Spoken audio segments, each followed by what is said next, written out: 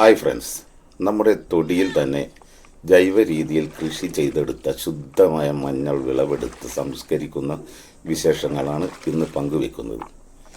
വിപണിയിൽ നിന്നും ലഭിക്കുന്ന മഞ്ഞൾപ്പൊടികളിൽ പലപ്പോഴും മായങ്ങൾ കലരാനുള്ള സാധ്യതയുണ്ട്. എന്നാൽ രാസവളമൊന്നും ചേർക്കാതെ നമ്മൾ സ്വന്തമായി ഉണ്ടാക്കിയെടുക്കുന്ന മഞ്ഞളിൻ്റെ ഗുണമേന്മയും ഔഷധമൂല്യവും ഒന്ന് വേറെ തന്നെയാണ്. മഞ്ഞൾ പുഴുങ്ങിയെടുക്കുന്നതാണ് ഇതിലെ ഏറ്റവും പ്രധാനപ്പെട്ട ഘട്ടം. അതിനായി മുറ്റത്ത് തന്നെ 3 കല്ലുകൾ വെച്ച് ഒരു വലിയ അടുപ്പ് തയ്യാറാക്കിയിരിക്കുകയാണ് ഞങ്ങൾ. മഞ്ഞൾ നല്ലതുപോലെ കഴുകി വൃത്തിയാക്കിയ ശേഷം വലിയൊരു ചെമ്പ് പാത്രത്തിലേക്ക് മാറ്റുന്നു.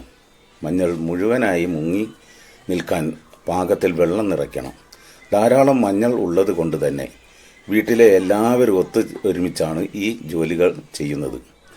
എല്ലാവരും ഒത്തുചേരുമ്പോൾ കഠിനമായ പണിയും ഒരു സന്തോഷമായി മാറും. അടുപ്പിൽ തീ കൂട്ടി വെള്ളം തിളച്ചു തുടങ്ങുമ്പോൾ ഒരു പ്രധാന കാര്യം ശ്രദ്ധിക്കാനുണ്ട്. മഞ്ഞൾ പെട്ടെന്ന് കേടാകാതിരിക്കാൻ ഞങ്ങൾ ഇതിലേക്ക് അല്പം കല്ലുപ്പ് ചേർക്കുന്നുണ്ട്.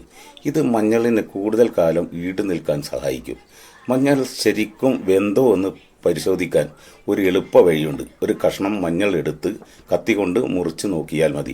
അത് എളുപ്പത്തിൽ മുറിയുന്നുണ്ടെങ്കിൽ പാകം ശരിയായി എന്ന് മനസ്സിലാക്കാം. മഞ്ഞൾ പാകത്തിന് വെന്ത് കഴിഞ്ഞാൽ ഉടൻ തന്നെ അടുപ്പിൽ നിന്നും മാറ്റി വെള്ളം വാർന്നു പോകാനായി ഒരു തട്ടിലേക്ക് മാറ്റുന്നു.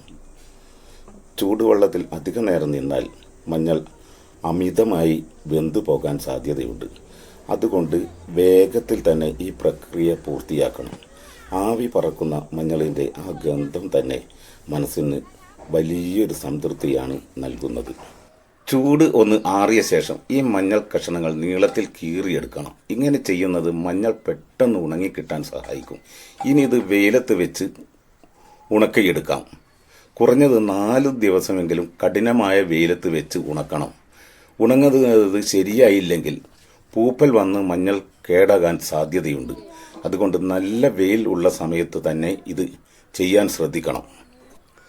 നന്നായി ഉണങ്ങിയ മഞ്ഞൾ പിന്നീട് പൊടിച്ച് നമുക്ക് വർഷം മുഴുവൻ ഉപയോഗിക്കാം. അല്പം കഷ്ടപ്പാടുണ്ടെങ്കിലും വിഷാംശം ഇല്ലാത്ത ഗുണമേന്മയുള്ള മഞ്ഞൾപ്പൊടി നമ്മുടെ അടുക്കളയിൽ എത്തുന്നത് വലിയൊരു കാര്യമാണ്. ആരോഗ്യം സംരക്ഷിക്കാൻ നമ്മൾ വീട്ടിൽ തന്നെ ഇത്തരത്തിൽ ചെയ്യുന്ന കാര്യങ്ങൾ തീർച്ചയായും വലിയ മാറ്റങ്ങൾ ഉണ്ടാക്കും.